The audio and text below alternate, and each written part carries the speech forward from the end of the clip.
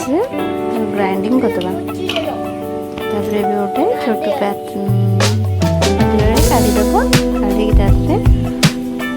लुण हल्दी गुंड करी मसला जीरा धनिया लंका गुंड पकई सब हाथ में भलसे गोलैदेव। एबे आम बैटर प्रस्तुत हो गला। चलो पैन बसई पिठा करवा।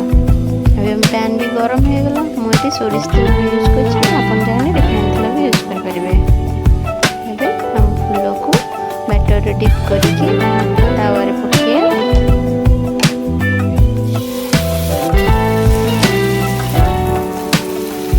एमती फूल पकई